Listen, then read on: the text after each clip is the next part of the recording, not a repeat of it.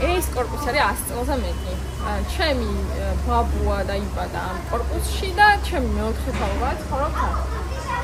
თვითონ მერიამ დაადგინა, რომ ეს კორპუსი არის ავარიული და ხედავთ კიდეც კადრებში, რომ ძალიან დიდი ბზარებია თვითონ ცენტრალურ და საყრდენ კედლებზე, ასევე სახლის შიგნითაც კედლებზე აქვს ბზარები და ეხლა ხედავთ, რომ აი უშუალოდ მიდგმულია მშენებლობა ჩვენს ავარიულ კორპუსს.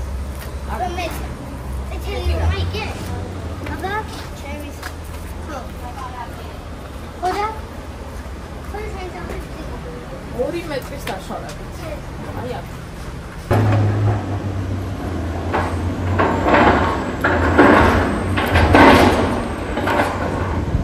მერის სამსახურიდან იყვნენ, მერის სამსახურიდან, მუნიციპალურიდან, პიროვნულად აბსოლუტურად არა გაინახეს შერეგეთი. გაერთიანებულია ორი სხვადასხვა საკადასტრო კოდი.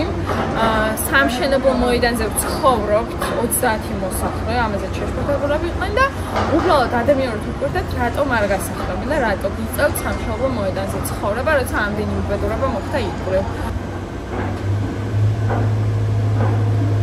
ხმაური რა თქმა უნდა, მაგრამ ხმაურზე მეტად უსაფრთხოება, იმიტომ რომ რამე დაგვეცემა თუ სადმე ჩავარდებით, ეს საკითხავია. ჩვენი კორპუსი, რომელიც ავარიულად გამოაცხადა მერიამ, მდებარეობს უშუალოდ მშენებლობის მოედანზე, ანუ სამშენებლო მოედანზე, რაც კანონით დაუშვებელია.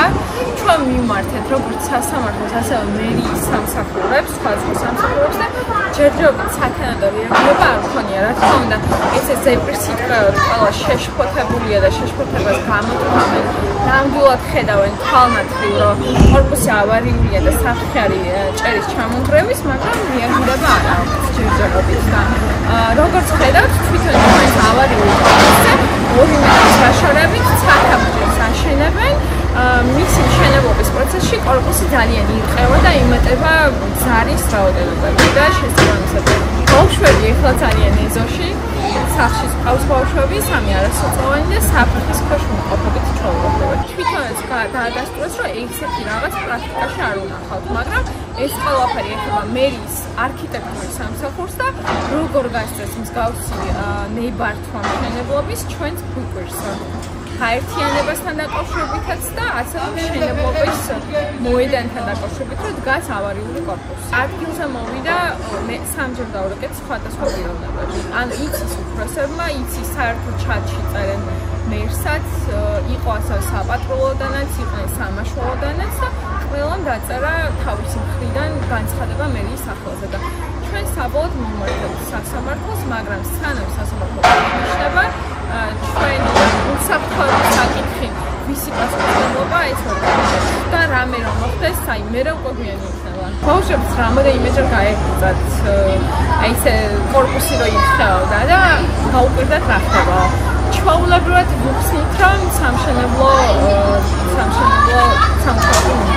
ბავშვებს მეც ვერაფერს ვერ ვატყვით და ძალიან ვერ შევაშინებ რა თქმა უნდა. მაგრამ ეს ფსიქიკაზე მოქმედებს თამაში. რა ვიცი, ვინმე დაუნებთ, რომ რეაგირება იქნება სათანადო ადეკვატური.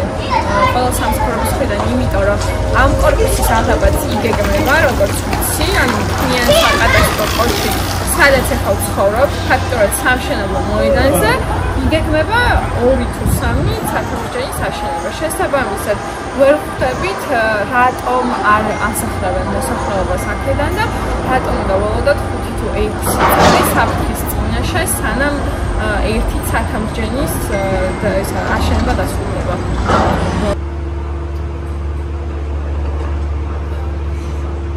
ანუ რაც მშენებლობა დაიწყო, ამის შემდეგ დეფორმაცია განიცადა როგორც კორპუსის სადარბაზომ, ასევე რაღაც კედლებმა და ჭერის ნაწილმა.